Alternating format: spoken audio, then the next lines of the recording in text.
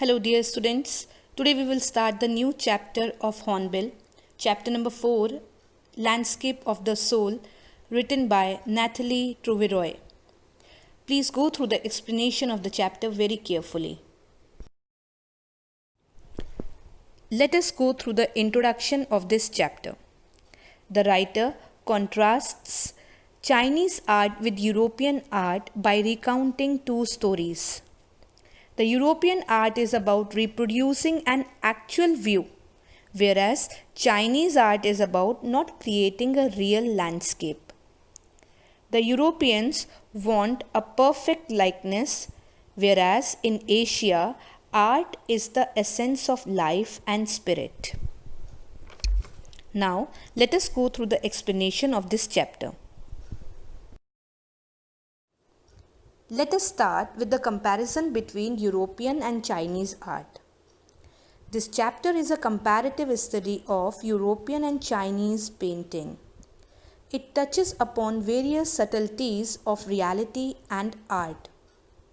Art is one of the forms of expression like poetry, music, and dance. All these forms of expression have an abstract nature as they can't be defined and have to be felt or experienced. The chapter has three important areas of discussion: anecdotes related to Chinese and European painting, Taoism, and how one of the philosophical doctrines of Taoism called San Shui is reflected in Chinese painting. The 8th century Chinese emperor Xuanzong commissioned a painter named Wu Daozi to paint a landscape. When the painting was ready, the emperor was invited to appreciate it. He enjoyed looking at the forests, high mountains, waterfalls, clouds, men on hilly paths, birds in flight, etc., depicted in the painting. But the painter was not satisfied and he invited the attention of the emperor towards a cave in the painting, inside which the painter said resided a spirit. As the painter clapped his hands, the entrance of the cave opened, and he let the emperor know how beautiful the inside of the cave was. And he asked the king to let him show all this to the king.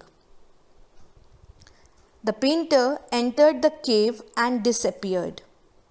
The cave door closed and the painting disappeared from the wall before the emperor could move.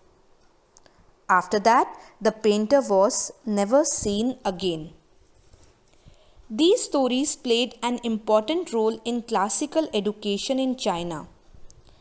There was another famous story in contrast to this one, where the painter would not paint the eye of a dragon. He feared that the dragon would fly out from the painting. A 15th century Antwerp's Belgian blacksmith named Quentin Metzges fell in love with a painter's daughter. Knowing that her father would not accept him because of his profession, he secretly entered the painter's studio and painted such a realistic fly on the artist's panel that the master tried to swat it before he realized that it was not real. Quentin was accepted by the master as a trainee, married his beloved, and soon became famous for his realism in painting. The two stories told above are trying to illustrate the form of art in two different regions. In Europe, the art is perfect and like an illusion, which resembles something. In Asia, the art gives an essence of inner life and spirit. Such stories as that about Wu Daozi are very common in China's classical education. It was through such stories that great masters made abstract concepts concrete. Such tales reveal that art has an inner life meaning, or soul. Only when one is able to see that inner life, one can understand its true meaning. The emperor had appreciated the painting only from what he saw. He could only see the body of the painting, whereas the painter tried to show him the soul, the inner life, and meaning of the painting.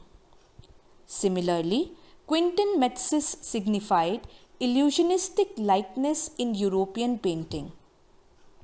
The same holds good for the story about the frightening likeness of a dragon to a real one, which prevented a Chinese painter from drawing its eye, as he felt that then the dragon would see him and attack him. See, Chinese paintings are based on the philosophy of Taoism. Tao means path or a way, the way into the mystery of the universe. The emperor may rule over territories, but the artist alone knows the way within. Life has no meaning unless we undertake the inner spiritual journey. When Wu Daozi said, "Let me show you the way," he meant the way to the inner meaning of art or mystery of the universe. This is the spirit of Chinese paintings. They do not reproduce an actual view, but use a real landscape to say something more. A Chinese painter, therefore, wants the viewer to take plural viewpoints to enter into his painting and travel in it. He wants our active participation, not only physical but also mental. His landscape is not a copy of a real landscape. It is a representation of an inner reality, a spiritual and conceptual space. According to Taoism, this universe is composed of two complementary poles, that is yin, which is feminine, and yang, which is masculine. The interaction of these two energies makes the universe. Their meeting point, called the middle void, also holds great significance, though it is often overlooked. This can be compared with the yogic practice of pranayama, which includes breathe in, retain the breath, breathe out. The retained part is the middle void, where meditation occurs. This void is essential. Nothing can happen without it. In Taoism, a landscape is called shan shui. Shan means mountain, shui means water. However, it doesn't represent a real landscape. It is the Taoist view of the universe.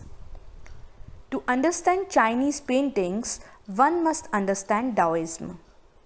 So, the mountains and water in the Chinese paintings are representative of shan shui, and the unpainted space is representative of the middle void, where the interaction between yin and yang takes place.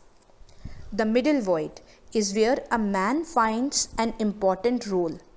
Man is the channel of communication in the space between heaven and earth, which are the two poles of universe.